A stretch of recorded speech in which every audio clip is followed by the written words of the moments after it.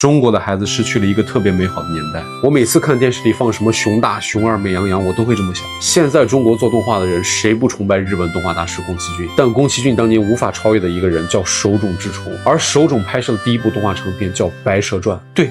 就是咱们的《白蛇传》，为什么要用中国神话？因为手冢14岁那年看了一部动画，大受震撼。那部动画叫《铁扇公主》，中国人自己拍的第一部有声长篇动画，制作人万籁鸣，全片用胶卷8000尺，不删减的情况下可以播放2小时20分钟。在当时有能力制作这种动画的，除了万籁鸣的工作室，全世界只有迪士尼能做。解放之后，上海美术电影制片厂成立了嘛，万籁鸣加入，上美厂给他配备了最豪华的班底，就是这群人后来搞出了中国动画史上的里程碑作品《大闹天宫》，那是美联社第一次夸中国动画，也是最后一次。他说《大闹天宫》比迪士尼更精彩，美国人永远制作不出这种水平的动画。但对我们来说，《大闹天宫》仅仅只是一个开始。后来哪吒闹海、天书奇谭横空出世，哪一部不是神作？哪吒反抗权威，幼于忠孝，最后拔剑自刎；袁公盗取天书，造福百姓，最后被天庭一条锁链捆住抓走。你后来在哪部儿童动画里面见过这种审美，这种不屈抗争、悲剧英雄式的精神内核？没有，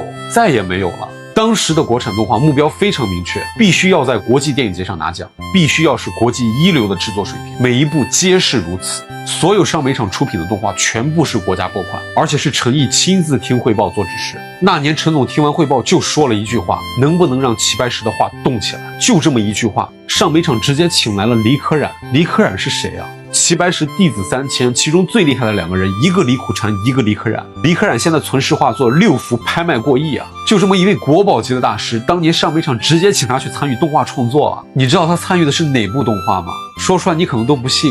小蝌蚪找妈妈这部动画放映后被日本动画界称为奇迹，迪士尼看到后立刻把中国列为潜在的最大竞争对手。宫崎骏看迪士尼的白雪公主，评价就4个字：华而不实。看小蝌蚪找妈妈，宫崎骏震惊的话都说不出来，我一点也没有夸张。1984年宫崎骏拍完《风之谷》，第一件事就是带上胶片来到中国，干嘛来了？朝圣来了。